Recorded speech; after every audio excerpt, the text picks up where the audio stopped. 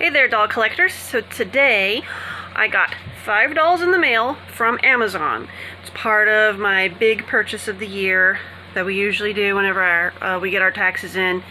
We allot ourselves an amount after we take care of the important stuff. There's been a lot of things that have been either needed to be replaced or repaired, so I've had to wait my time, and also COVID delays and all that. So without further ado, I'm going to open up my 3 Harry Potter dolls. 2 of them arrived in their own individual padded envelopes, and their boxes were crushed. My Yule Ball Harry here, and my Draco Malfoy really got the worst end of it. But they were themselves not damaged, which is fine by me because I've been planning on opening them. So that's the only reason why I'm not pitching a fit. And then I also got Snape. So without further ado, let's crack on. Let's go ahead and just get Draco because his box literally is just, wow, that was no effort at all.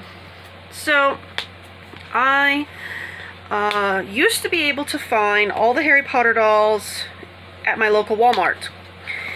And then even before all of the first wave dolls were, even before I could get all of them, they stopped. And I think the only time that I saw these was at a time when I was still trying to collect the first edition, so I didn't immediately go for Draco and the Quidditch playing Harry, which I was like still hoping for other characters at the time, and you know, other outfits and whatnot. But yeah, I was still trying to get Hermione and who else? Well, either way, I still need to get Hermione. Both of them, actually, the Yule Ball and the first edition. So yeah, it was it really made me upset that my Walmart decided to no longer carry Harry Potter dolls halfway through the fact that they had just come out. So I had to go to other Walmarts, and I was upset because it was just like, why is this not in mine? Alright, so everything's in good order. He has his robe with the Slytherin crest. He's got his armor. He's got articulated wrists. Okay, good. He's got his broom, his Nimbus 2001, which is awesome. This is really cool. I like it. And he's got the one hand to be able to hold the snitch, which is great. When my daughter saw this, she wanted this because it looked like a fairy. I'm like, nope, that's mine. That's no. So I am kind of upset though that they have to go and give all the guys plastic molded hair. But at the time, he was gelling his hair back so much that it really doesn't matter that it's plastic, because it probably would look better plastic than it would rooted. I am kind of upset that this is the only Draco they made. They decided to not go with a Yule Ball version or have any others. There's still hope that they will.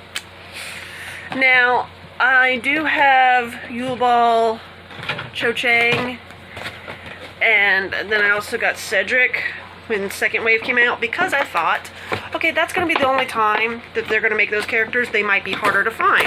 So I went for those first. But as it turns out, those guys are still pretty common, and now it's Hermione. The Yule Ball Hermione is the most expensive doll in the list of the dolls that I bought. $50 by herself. And I'm like, she's not even a collector edition. She hasn't even been out that long. It's only been like, what, 2 years? And I'm having to go online, because I can't find her in stores, and pay $50 plus shipping and handling.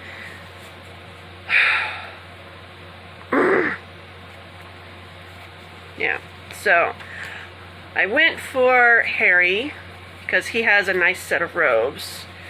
I did not like Ron's outfit very much. No one likes Ron's outfit. That's the point. But I also have first edition Harry, but I did not want to get so many, so I opted out for not getting either the Quidditch flying one or the Wizard Tournament one. So it's like, I don't need 50 Harry dolls in my collection just so I can, have them. Although this is a nice background, although that ruins it. If they had just finished printing it without leaving that open, that would be a picture worthy, keeping it. So he's got molded hair, he's got his glasses strapped onto his face, he's got a scar, he's got nice robes. He pretty much has the same hand structure. He's got the right hand outstretched. Yeah, same hand mold. All the articulation, which is good. I'm so glad that they actually made these articulated. And then Snape. Oh, I went nuts once I saw the announcements that Snape and Luna were going to be made. I was like, yes, because I'm a Ravenclaw. I had to have my other Ravenclaw homie, and I am more of a Luna than I am anybody else. I'm actually, when I took the personality test, I am a perfect mix of Hermione and Luna. I don't know whether you want to call that Herluna or Lumini. So, maybe Lumini, yeah. Oh boy, that's a ship. So anyway, sit still, because if you move too much, then this will fall. And don't sit on the other dolls, please.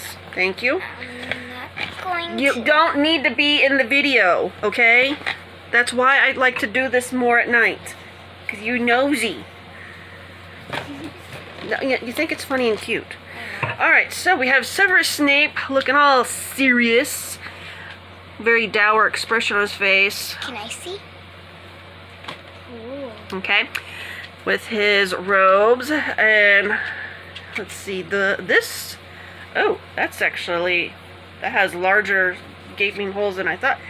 Okay, so this reminds me more of Duel Club, when he was more in the tighter outfit. He's got his wand. It's black, just straight. Very nice looking. And of course, the articulation. I love how the hands have details of veins on their knuckles. I don't know if that's ever going to show up.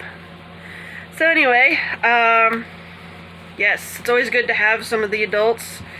I've got Hagrid, I've got Dumbledore, and I've got McGonagall.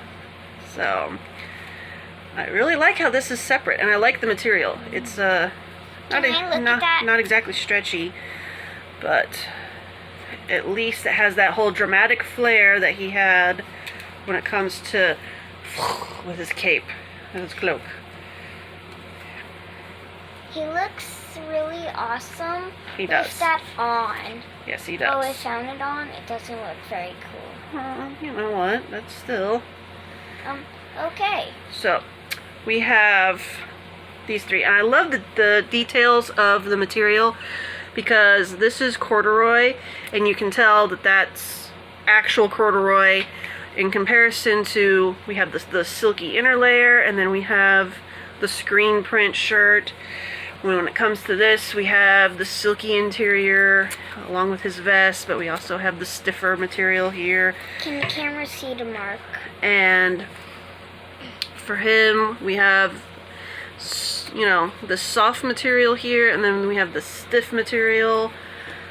So I really like the fact that they just didn't do the whole Barbie route and screen print everything. And the details, when they do the screen printing, I mean, you can tell. You can tell what that is. And what is it? That's the Slytherin crest.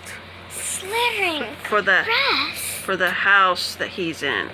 And of course the hood, although the hood is kind of big on him. It's so very big. Cool. Green suits him.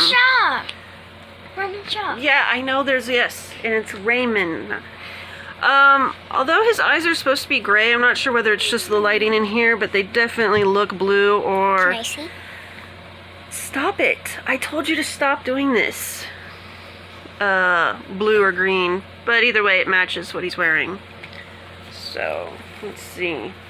And these two are the same height, and they are, of course, good and proportionate to Professor Snape. Yeah, they are definitely smaller. Hush, this is not your review. Please stop. Alright? I reviewed too. I told you this is rude.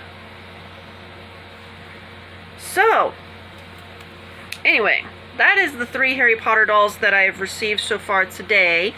I'm going to be getting Luna and the 2 Hermiones in another shipment whenever that arrives. They all have different dates, so who knows when they'll get here. Accessories include the broom, and I like how they give it that little tapered handle at the front. And this is not really adjustable. I haven't decided on whether it's supposed to actually help stand. No, it won't.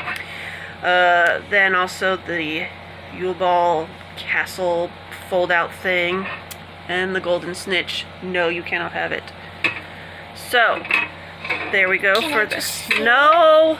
And also his wand. Alright, so that's my review for the Harry Potter dolls. And I really wish that my Walmart would carry them in stores. Yes, I wouldn't have to go through all this madness then. Alright, well, thank you. Stay tuned. There's going to be more. Alright? Bye.